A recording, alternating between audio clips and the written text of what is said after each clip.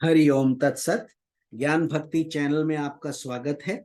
इस सत्संग में हम ज्ञान भक्ति और सनातन धर्म का प्रसाद प्राप्त करते हैं। यदि आपने हमारे चैनल को सब्सक्राइब नहीं किया है तो कृपया अभी सब्सक्राइब कर लीजिए। हमारा दंडवत प्रणाम है ब्रह्मांडीय ईश्वरीय शक्ति को, हमारे पूजनीय गुरुदेव श्री स्वामी ज्योतिर्मयानंद जी महाराज को, सब संतों और शास्त्रों को, और आप सब में विद्यमान परमेश्वर को। आज के सत्संग में हम गीता प्रेस गोरखपुर द्वारा प्रकाशित पद्म पुराण के सृष्टि खंड का श्रवण करेंगे। आज का अध्याय है लक्ष्मी जी के प्रादुर्भाव की कथा, समुद्र मंथन और अमृत प्राप्ति। भीष्म जी ने कहा, मुने, मैंने तो सुना था लक्ष्मी जी क्षीर समुद्र से प्रकट हुई हैं, फिर आपने ये कैसे कहा कि वे भृगु की पत्नी ख्याति के गर्भ से उत्पन्न हुई? पुलत्स्य जी बोले, राजन, तुमने मुझसे जो प्रश्न किया है उसका उत्तर सुनो। लक्ष्मी जी के जन्म का संबंध समुद्र से है, ये बात मैंने भी ब्रह्मा जी के मुख से सुन रखी है। एक समय की बात है, दैत्यों और दानवों में बड़ी भारी सेना लेकर देवताओं पर चढ़ाई की।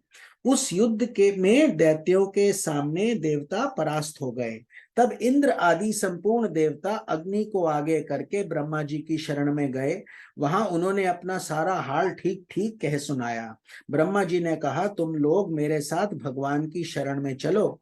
यह कहकर वे संपूर्ण देवताओं को साथ ले क्षीर सागर के उत्तर तट पर गए और भगवान वासुदेव को संबोधित करके बोले, विष्णु, शीघ्र उठिए और इन देवताओं का कल्याण कीजिए। आपकी सहायता न मिलने से दानव इन्हें बारंबार परास्त करते हैं। उनके ऐसा कहने पर कमल के समान नेत्र वाले भगवान अंतर्यामी पुरुषोत्तम ने देवताओं के शरीर की अपूर्व अवस्था देखकर कहा, देवगण, मैं तुम्हारे तेज की वृद्धि करूंगा। मैं जो उपाय बतलाता हूं उसे तुम लोग करो।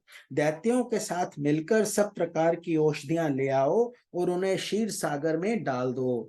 फिर मंदराचल को मथानी और वासुकी के नाग को नेति रस्सी बनाकर समुद्र का मंथन करते हुए उससे अमृत निकालो। इस कार्य में मैं तुम लोगों की सहायता करूंगा। समुद्र का मंथन करने पर जो अमृत निकलेगा उसका पान करने से तुम लोग बलवान और अमर हो जाओगे। देवादिदेव भगवान के ऐसा कहने पर संपूर्ण देवता दैत्यों के साथ संधि करके अमृत निकालने के यत्न में लग गए। देव, दानव और दैत्य सब मिलकर सब प्रकार की औषधियां ले आए और उन्हें क्षीर सागर में डालकर मंदराचल को मथानी एवं वासुकी नाग को नेति बनाकर बड़े वेग से मंथन करने लगे। भगवान विष्णु की प्रेरणा से सब देवता एक साथ रहकर वासुकी की पूंछ की ओर हो गए और दैत्यों को उन्होंने वासुकी के सिर की ओर खड़ा कर दिया। भीष्म जी वासुकी के मुख की सांस और विषाग्नि से झुलस जाने के कारण सब दैत्य निस्तेज हो गए।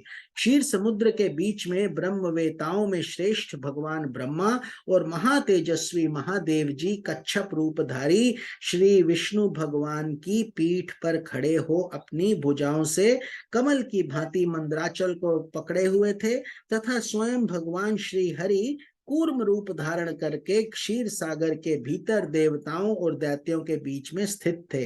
वे मंदराचल को अपनी पीठ पर लिए डूबने से बचाते थे। तदनंतर जब देवता और दानवों ने क्षीर समुद्र का मंथन आरंभ किया तब पहले पहल उसने देव पूजित सुरभि कामधेनु का आविर्भाव हुआ, जो भविष्य घी दूध की उत्पत्ति का स्थान मानी गई है। तत्पश्चात वारुणी मदिरा देवी प्रकट हुई, जिसके मद भरे नेत्र घूम रहे थे। वे पग पग पर लड़खड़ाती हुई चलती थी। उसे अपवित्र मानकर देवताओं ने त्याग दिया। तब वह असुरों के पास जाकर बोली, दानवों, मैं बल प्रदान करने वाली देवी हूं, तुम मुझे ग्रहण करो। दैत्यों ने उसे ग्रहण कर लिया। इसके बाद पुनः मंथन आरंभ होने पर पारिजात कल्प वृक्ष उत्पन्न हुआ, जो अपनी शोभा से देवताओं का आनंद बढ़ाने वाला था।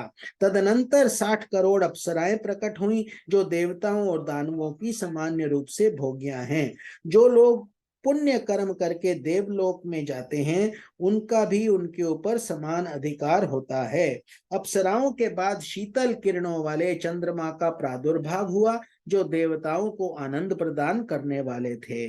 उन्हें भगवान शंकर ने अपने लिए मांगते हुए कहा, देवताओं, ये चंद्रमा मेरी जटाओं के आभूषण होंगे, अतः इन्हें मैंने ले लिया। ब्रह्मा जी ने बहुत अच्छा कहकर शंकर जी की बात का अनुमोदन किया। तत्पश्चात कालकूट नामक भयंकर विष प्रकट हुआ।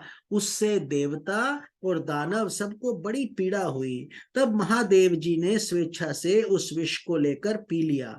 उसके पीने से उनके कंठ में काला दाग पड़ गया। तभी से वह महेश्वर नीलकंठ कहलाने लगे। क्षीर सागर से निकले हुए उस विष का जो अंश पीने से बच गया है, वे नागों और सर्पों ने ग्रहण कर लिया। तदनंतर अपने हाथ में अमृत से भरा हुआ कमंडलू लिए धनवंतरी जी प्रकट हुए। वे श्वेत वस्त्र धारण किए हुए थे। वैद्यराज के दर्शन से सबका मन स्वस्थ एवं प्रसन्न हो गया। इसके बाद उस समुद्र से उच्चैः श्रवा घोड़ा और ऐरावत नाम का हाथी, ये दोनों क्रमशः प्रकट हुए। इसके पश्चात क्षीर सागर से लक्ष्मी देवी का प्रादुर्भाव हुआ, जो खिले हुए कमल पर विराजमान थी और हाथ में कमल लिए थी।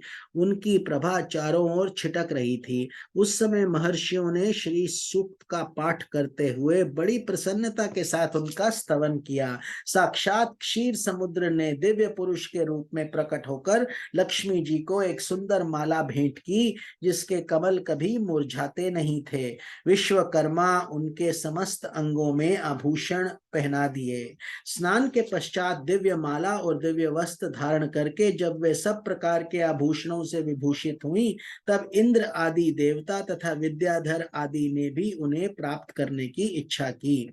तब ब्रह्मा जी ने भगवान विष्णु से कहा, वासुदेव, मेरे द्वारा दी हुई इस लक्ष्मी देवी को आप ही ग्रहण करें। मैंने देवताओं और दानवों को मना कर दिया है, वे इन्हें पाने की इच्छा नहीं करेंगे। आपने जो स्थिरता पूर्वक इस समुद्र मंथन के कार्य को संपन्न किया है, इससे आप पर मैं बहुत संतुष्ट हूँ। यूं कहकर ब्रह्मा जी लक्ष्मी जी से बोले, देवी, तुम भगवान केशव के पास जाओ। मेरे दिए हुए पति को पाकर अनंत वर्षों तक आनंद का उपभोग करो।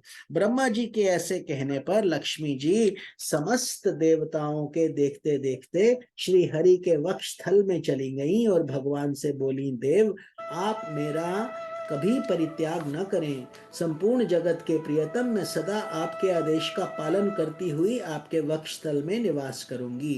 यह कहकर लक्ष्मी जी ने कृपा पूर्ण दृष्टि से देवताओं की ओर देखा। इससे उन्हें बड़ी प्रसन्नता हुई। इधर लक्ष्मी से परित्यक्त होने पर दैत्यों को बड़ा उद्वेग हुआ। उन्होंने झपटकर धन्वंतरी के हाथ से अमृत का पात्र छीन लिया। तब विष्णु ने माया से सुंदरी स्त्री का रूप धारण करके दैत्यों को लुभाया और उनके निकट जाकर कहा, ये अमृत का कमंडलू मुझे दे दो। उस त्रिभुवन सुंदरी रूपवती नारी को देखकर दैत्यों का चित्त काम के वशीभूत हो गया। उन्होंने चुपचाप वह अमृत उस सुंदरी के हाथ में दे दिया और स्वयं उसका मुंह ताकने लगे। दानवों से अमृत लेकर भगवान ने देवताओं को दे दिया और इंद्र आदि देवता तत्काल उस अमृत को पी गए। ये देख दैत्यगण भांति भांति के अस्त्र शस्त्र और तलवारें हाथ में लेकर देवताओं पर टूट पड़े, परंतु देवता अमृत पीकर बलवान हो चुके थे। उन्होंने दैत्य सेना को परास्त कर दिया। देवताओं की मार पड़ने पर दैत्यों को भागकर चारों दिशाओं की शरण ली और कितने ही पताल में घुस गए। तब संपूर्ण देवता आनंद मग्न हो शंख चक्र और गदा धारण करने वाले भगवान श्री विष्णु को प्रणाम करके स्वर्गलोक को चले गए। तब से सूर्य देव की प्रभा स्वच्छ हो गई। वे अपने मार्ग से चलने लगे। भगवान अग्निदेव भी मनोहर दीप्ति से युक्त हो प्रज्वलित होने लगे तथा सब प्राणियों का मन धर्म में संलग्न रहने लगा। भगवान विष्णु से सुरक्षित होकर समस्त त्रिलोकी श्री संपन्न हो गई। उस समय समस्त लोकों को धारण करने वाले ब्रह्मा जी ने देवताओं से कहा, देवगण, मैंने तुम्हारी रक्षा के लिए भगवान श्री विष्णु को तथा देवताओं के स्वामी उमापति महादेव जी को नियत किया है। वे दोनों तुम्हारे योग क्षेम का निर्वाह करेंगे। तुम सदा उनकी उपासना करते रहना, क्योंकि वे तुम्हारा कल्याण करने वाले हैं। उपासना करने से ये दोनों महानुभाव सदा तुम्हारे क्षेम के साधक और वरदायक होंगे। यूं कहकर भगवान ब्रह्मा अपने धाम को चले गए। उनके जाने के बाद इंद्र ने देवलोक की राह ली। तत्पश्चात श्रीहरि और शंकर जी भी अपने अपने धाम वैकुंठ एवं कैलाश में जा पहुंचे। तदनंतर देवराज इंद्र तीनों लोकों की रक्षा करने लगे। महाभाग, इस प्रकार लक्ष्मी जी क्षीर सागर से प्रकट हुई थीं। यद्यपि वे सनातनी देवी हैं, तो भी एक समय भृगु की पत्नी ख्याति के गर्भ से भी उन्होंने जन्म ग्रहण किया था। इसके साथ ही आज का सत्संग समाप्त करते हैं। कल हम सती का देह त्याग और दक्ष दक्ष यज्ञ विध्वंस का श्रवण करेंगे। स्वामी निखिलानंद का नमस्कार। ओम तत्सत।